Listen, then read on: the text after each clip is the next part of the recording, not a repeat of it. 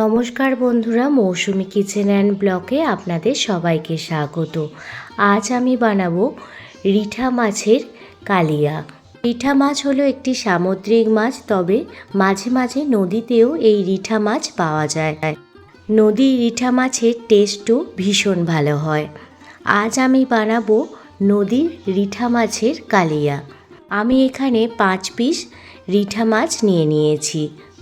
রিঠা মাছটা ভালোভাবে জলে ধুয়ে নিতে হবে। রিঠা মাছের গায়ে প্রচণ্ড তেল থাকার কারণে রিঠা মাছগুলো প্রথমে বেসনেতে ভালোভাবে মাখিয়ে নিয়ে ধুয়ে নিতে হবে। এরপর লেবুর রস মাখিয়ে ভালোভাবে ধুয়ে নিতে হবে। রিঠা মাছ আপনারা বাড়িতে আনলে অবশ্যই বেসন আর পাতিলেবুর রস দিয়ে ভালোভাবে ধুয়ে নেবেন, তাহলেই মাছটা খেতে বেশি ভালো লাগবে। আর মাছের যে একটা পিচ্ছিল পদার্থ থাকে সেটাও চলে যাবে। রিঠা মাছগুলো ভালোভাবে পরিষ্কার করে নিয়ে নেওয়ার পর এর মধ্যে স্বাদ মতো লবণ আর পরিমাণ মতো হলুদ গুঁড়ো দিয়ে দিলাম। রিঠা মাছের গায়েতে লবণ হলুদটা খুব ভালোভাবে মাখিয়ে নিচ্ছি। বাজারে যদি আপনারা কখনো নদীর রিঠা মাছ পান, একবার অবশ্যই খেয়ে দেখবেন, খেতে ভীষণই ভালো হয়। আজ একটি বিশেষ মশলা দিয়ে রিঠা মাছের কালিয়াটা বানাবো, যার ফলে রিঠা মাছের কালিয়াটা খেতে অত্যন্ত টেস্টি হবে। এক থালা গরম ভাত আপনারা এই রিঠা মাছের কালিয়া দিয়েই খেয়ে নিতে পারবেন। রিঠা মাছের পিসগুলোতে ভালোভাবে লবণ হলুদ মাখিয়ে নিয়েছি। এবার এর মধ্যে 2 চামচ পরিমাণ সর্ষের তেল দিয়ে দিলাম। রিঠা মাছের গায়ে অবশ্যই ভাজার আগে সর্ষের তেল মাখিয়ে নেবেন, কারণ রিঠা মাছ তেলে দিলে কিন্তু ফাটে। তো সেই জন্য অবশ্যই গায়েতে খুব ভালোভাবে সর্ষের তেলটা মাখিয়ে নেবেন। মাছের কালিয়া বানানোর জন্য এখানে আমি 2টো মিডিয়াম সাইজের আলু নিয়েছি, সাথে নিয়েছি 8 থেকে 10 কোয়া রসুন, 4 টুকরো আদা, 4টে কাঁচা লঙ্কা, অল্প পরিমাণ ক্যাপসিকাম কুচিয়ে নিয়েছি, 2টো মিডিয়াম সাইজের আলু ছোট ছোট করে কেটে নিয়েছি, আর নিয়েছি একটি টমেটো। সেই বিশেষ মশলাটি তৈরি করব, তার জন্য একটি মিক্সার গ্রাইন্ডারের পাত্রের মধ্যে প্রথমে 8 থেকে 10 কোয়া রসুন দিয়ে দিলাম, 4 টুকরো আদা, 2টো কাঁচা লঙ্কা, 1 চামচ জিরে আর 1 চামচ গোটা ধনে। এবার সামান্য পরিমাণ জল দিয়ে একটি স্মুথ পেস্ট বানিয়ে নেব। কোনো মাছের কালিয়ায় এই মশলাটি দেবেন, দেখবেন মাছের কালিয়াটি খেতে ভীষণই ভালো লাগবে। এদিকে গ্যাসের ওভেন জ্বালিয়ে কড়াই বসিয়ে দিয়েছি, আর কড়াইতে এবার দিয়ে দিচ্ছি পরিমাণ মতো সর্ষের তেল। আজকের রান্নাটি আমি সর্ষের তেলে করছি, আপনারা চাইলে সাদা তেলেও করতে পারেন, তবে সর্ষের তেলেই রিঠা মাছের কালিয়া রান্না করলে খেতে ভীষণ টেস্টি হয়। তেল যখন হালকা গরম হয়ে যাবে তখন দেখুন একে একে মাছগুলো দিয়ে দিচ্ছি। যেহেতু মাছগুলো প্রচুর পরিমাণ ফাটে, তো সেই জন্য অল্প আছে তেলটা হালকা গরম হলেই মাছগুলো দিয়ে দেওয়ার পর একটি ঢাকনা চাপা দিয়ে দেব, যাতে মাছটা খুব ভালোভাবে ভাজা হয়ে যায় আর তেলটাও না ছিটকে আসে। 5 মিনিট মতো রেখে দেওয়ার পর দেখুন ফিরে এসেছি, আর মাছের এক দিকটা ভাজা হয়ে গেছে। এবার অপর পিঠটা উল্টে নিচ্ছি। সাবধানে মাছগুলো তেলের মধ্যে উল্টে নেবেন।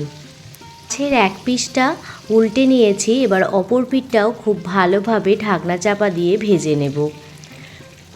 অপর পিঠটাও ভালোভাবে ভাজা হয়ে গেছে। এইভাবে নাড়াচাড়া করে খুব ভালো করে ভেজে নেওয়ার পর একে একে মাছগুলো একটি প্লেটে উঠিয়ে নিচ্ছি। মাছগুলো ভাজার পর দেখবেন অনেকটা শক্ত হয়ে গেছে। অন্য মাছ যেমন ভাজার পর ভেঙে যায়, কিন্তু এই রিঠা মাছ ভাজার পর অনেকটাই শক্ত হয়ে গেছে। আমি হালকা করে মাছগুলো ভেজে নিয়েছি। প্রত্যেকটি মাছ একে একে তেল থেকে উঠিয়ে নিলাম। এবার গ্রেভিটা তৈরি করব। তার জন্য ওই তেলের মধ্যে প্রথমে ডুমো ডুমো করে কেটে রাখা আলুগুলো দিয়ে দিচ্ছি। রিঠা মাছের কালিয়াতে এইভাবে ডুমো ডুমো করে আলু দিলে খেতে ভীষণই ভালো লাগে। দিয়ে দেওয়ার পর আলুর মধ্যে স্বাদ মতো লবণ আর সামান্য পরিমাণ হলুদ দিয়ে দিচ্ছি। লবণ হলুদ দিয়ে আলুগুলো প্রথমে ভালোভাবে ভেজে নেব।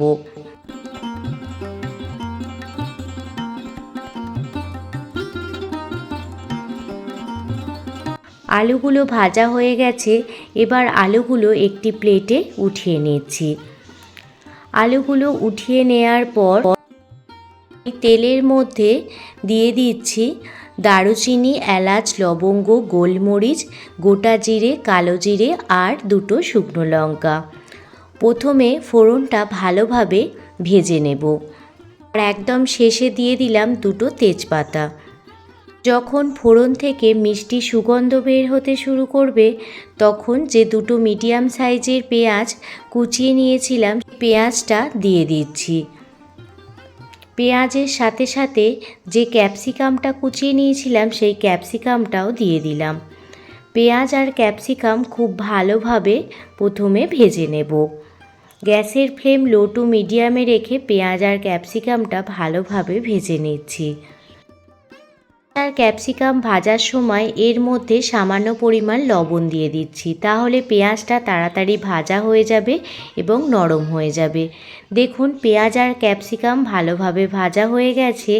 এই পর্যায়ে যে মশলার পেস্টটি আমি বানিয়ে রেখেছিলাম সেই মশলার পেস্টটি দিয়ে দিলাম। আদা, রসুন, কাঁচা লঙ্কা, গোটা জিরে আর ধনে যে পেস্টটি বানিয়েছিলাম সেই পেস্টটি দিয়ে দিলাম। তার সাথে সাথে যে মিডিয়াম সাইজের টমেটোটা কুচিয়ে নিয়েছিলাম সেটি দিলাম আর 2টো কাঁচা লঙ্কা দিয়ে দিলাম। এবার সমস্ত মশলা ভালোভাবে কষিয়ে নেব।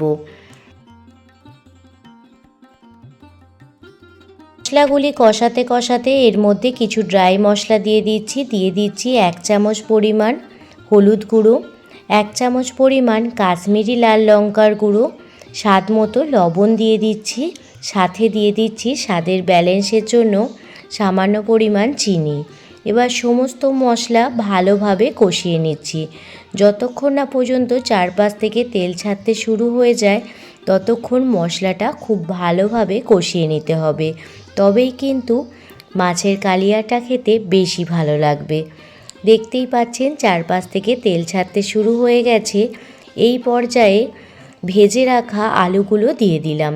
আলুর সাথে মশলাটা ভালোভাবে 2 থেকে 3 মিনিট কষিয়ে নিচ্ছি। গ্যাসের ফ্লেম মিডিয়ামে রেখে মশলাটি কষিয়ে নিচ্ছি। মশলা কষানোর সময় একদমই গ্যাসের ফ্লেম হাই করে রাখবেন না, তাহলে কিন্তু মশলাটি পুড়ে যাবে। আলুর সাথে মশলাটি ভালোভাবে কষানো হয়ে গেলে এর মধ্যে গরম জল দিয়ে দিচ্ছি। অবশ্যই গরম জল দেবেন। যে কোনো রান্নায় গরম জল দিলে সেই রান্নাটির টেস্ট আরও দ্বিগুণ পরিমাণ বেড়ে যায়। গরম জল দিয়ে দেওয়ার পর এবার ঢাকনা চাপা দিয়ে 5 মিনিট মতো ঢেকে রেখে দেব, যাতে আলুগুলো খুব ভালোভাবে নরম হয়ে যায়। মিনিট পর ফিরে এসেছি। আলুগুলো একদমই সিদ্ধ হয়ে গেছে। এর মধ্যে এবার 1 মুঠো পরিমাণ ধনিয়া পাতা দিয়ে দিলাম। এই ধনিয়া পাতা দেওয়ার ফলে এর টেস্ট আরও দ্বিগুণ পরিমাণ বেড়ে যাবে। সাথে দিয়ে দিচ্ছি 1 চামচ পরিমাণ গরম মশলার গুঁড়ো। ধনিয়া পাতা আর গরম মশলার গুঁড়ো ভালোভাবে গ্রেভির সঙ্গে মিশিয়ে নিলাম। এবার ভেজে রাখা মাছগুলো দিয়ে দিচ্ছি।